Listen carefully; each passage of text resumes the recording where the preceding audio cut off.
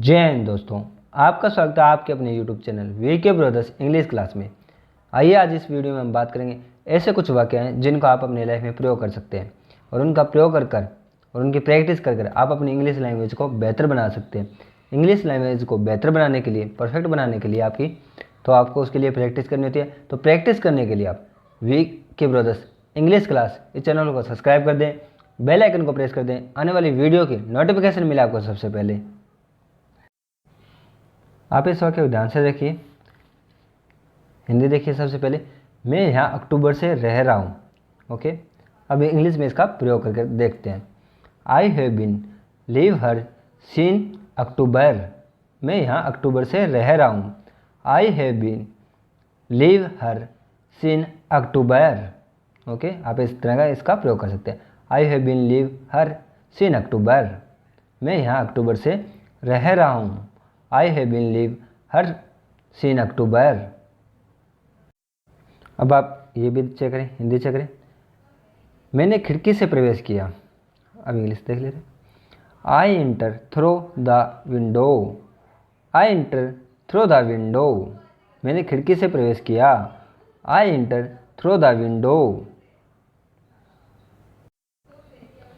अब देखिए, मैं दोपहर तक इंतज़ार करूँगा। अब चेक करते हैं।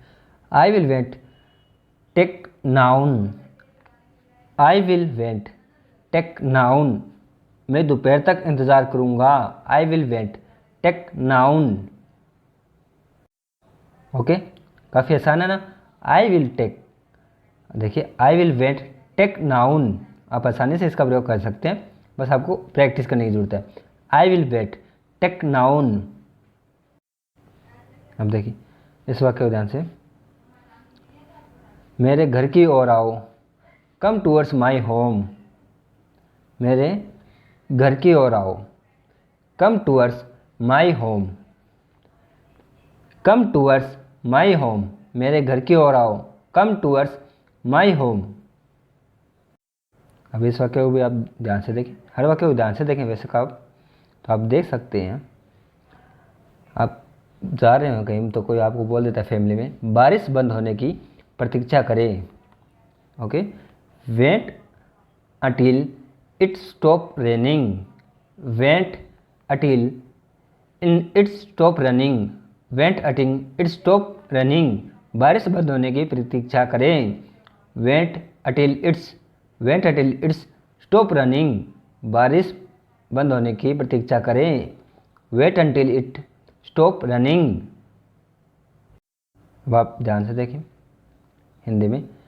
अच्छी किताबें हमेशा पढ़ने के लायक होती है। इंग्लिश में देखिए, good books are always worth reading. Good books are always worth reading. Okay, worth, good books are always worth book reading. अच्छी किताबें हमेशा पढ़ने के लायक होती हैं। Good book are always worth reading. अच्छी किताबें हमेशा पढ़ने के लायक होती है। Good book are always worth reading. अब देखिए हिंदी में देखें आप, 1 घंटे के भीतर वे पहुंच जाएंगे। इंग्लिश का वाक्य देखते हैं। With in 1 hours they reached. 1 घंटे के अंदर वे पहुंच जाएंगे। Within 1 hours they reached. Within 1 hours they reached. 1 घंटे के भीतर वे पहुंच जाएंगे।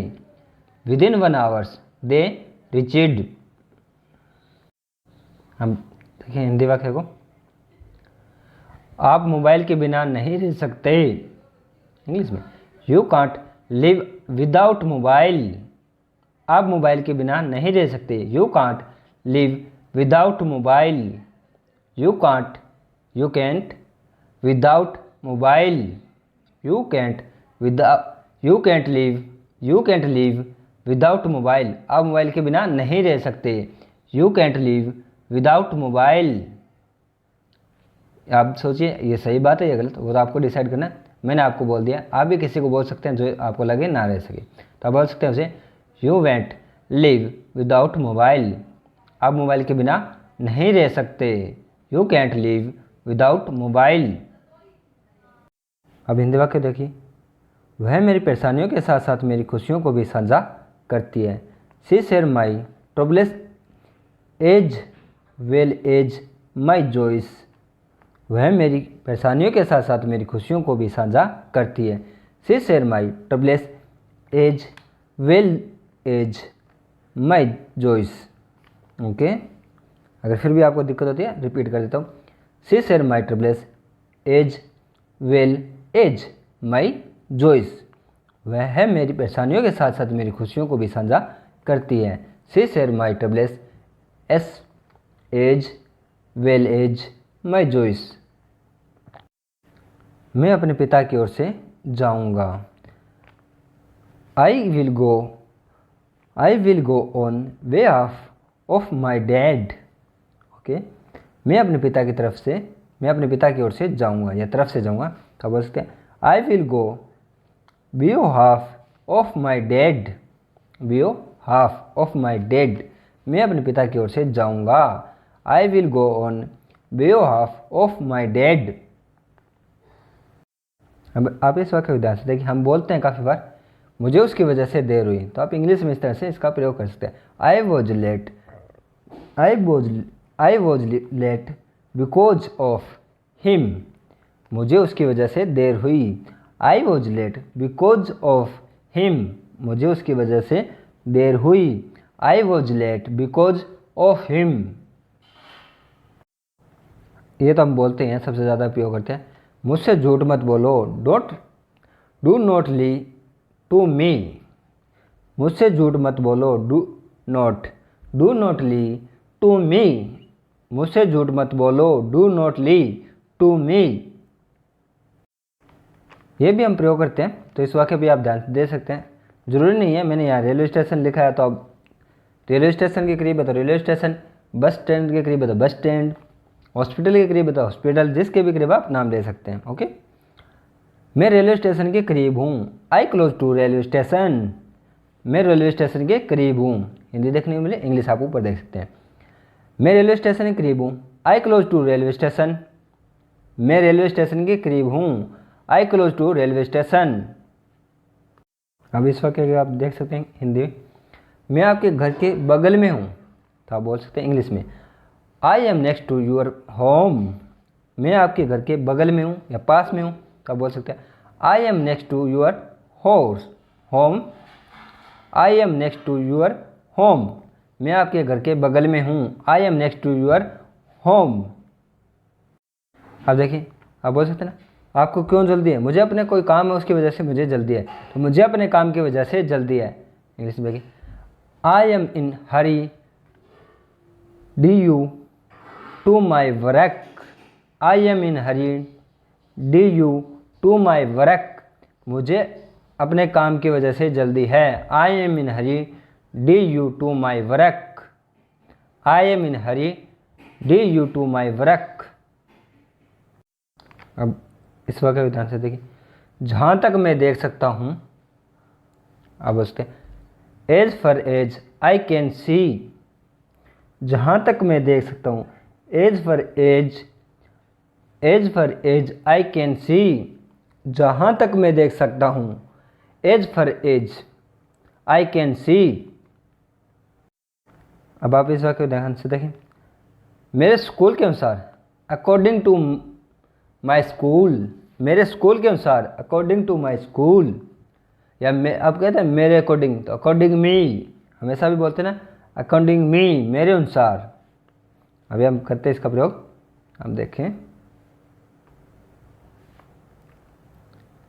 According to me. आप बोल सकते हैं मेरे अनुसार, तो आप ऐसा बोल सकते हैं अकॉर्डिंग मी, मेरे अनुसार। ओके, मेरे हिसाब से, जब आप बोलते हैं ना मेरे हिसाब से, अकॉर्डिंग टू मी, मेरे हिसाब से, तो ऐसा भी बोल सकते हैं। अकॉर्डिंग का तब प्रयोग करते हैं जब आप अपने अनुसार से, अपने के अनुसार से जब वाक्य में देखने को मिले हिंदी वाक्य में, तब आप बोल देते हैं अकॉर्डिंग टू मी, मेरे हिसाब से। हम बोलते हैं ना हिंदी में मेरे अनुसार से यह है, तो आप इंग्लिश में बोल सकते हैं एज पर मी इट, मेरे अनुसार से। एज पर मी इट, मेरे अनुसार से यह है। As per me it. अब देखिए, वह एयरपोर्ट के सामने रहती है, इंग्लिश हो गई। She live in front of the airport. वह एयरपोर्ट के सामने रहती है। She lives in front of the airport. वह एयरपोर्ट के सामने रहती है। She live in front of the airport. Okay, तो ये थे आज की वीके ब्रदर्स इंग्लिश क्लास, जिसमें कुछ ऐसे शब्द जिनका आप प्रैक्टिस कर अपनी लाइफ में उतार सकते हैं। जितना आप इनकी प्रैक्टिस करेंगे, जितना आप इनका प्रयोग करेंगे, उतनी आपकी इंग्लिश लैंग्वेज परफेक्ट होगी। और परफेक्ट इंग्लिश लैंग्वेज आपकी हमेशा ध्यान रखें प्रैक्टिस करने से होगी। तो प्रैक्टिस करने के लिए YouTube channel VK brothers English class, इस चैनल को सब्सक्राइब कर दें, बेल आइकन को प्रेस कर दें, आने वाली वीडियो की नोटिफिकेशन मिले आपको सबसे पहले। तो मिलते हैं अगली वीडियो में, तब तक अपना और अपने परिवार का ख्याल रखें। जय हिंद।